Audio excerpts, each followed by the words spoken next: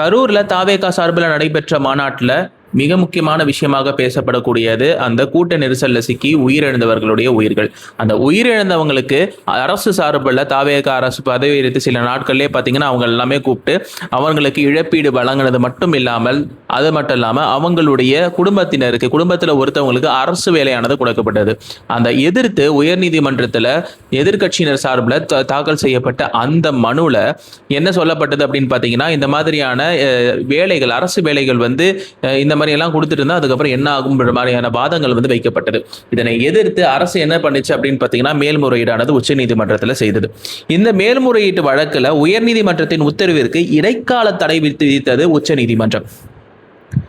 கரூர்ல அரசு பணி வழங்கியதை ரத்து செய்ய உயர்நீதிமன்றத்தினுடைய அந்த தடையானது மிக முக்கியமான ஒரு அம்சமாக பார்க்கப்பட்ட வந்த அந்த சூழலில் அரசின் கொள்கை முடிவில் உயர்நீதிமன்றம் எவ்வாறு தலையிட முடியும் அப்படின்ற அந்த ஒரு விவாதத்தை தமிழக அரசு சார்பில் எடுத்து வைக்கப்பட்டது.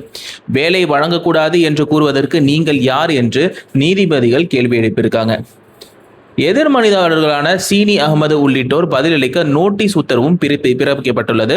அரசின் கொள்கை முடிவில் உயர்நீதிமன்றம் எவ்வாறு தலையிட முடியும் அப்படின்னு சொல்லிட்டு தமிழ்நாடு அரசானது அறிவித்துள்ளது. அதாவது வேலை வழங்கக்கூடாது என்று சொல்வதற்கு நீதிமன்றத்துக்கு, அதாவது நீதிபதிகளுக்கு வந்து என்ன மாதிரியான உரிமை இருக்கு அப்படின்ற மாதிரியான விஷயங்கள் வந்து விவாதிக்கப்பட்டதாக கூறப்படுகிறது.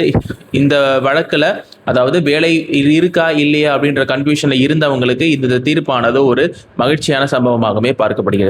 இந்த மாதிரியான செய்திகள், இந்த மாதிரியான தகவல்களுக்கு இந்த சேனலை சப்ஸ்கிரைப் பண்ணி ஃபாலோ பண்ண மறந்துடாதீங்க. நன்றி.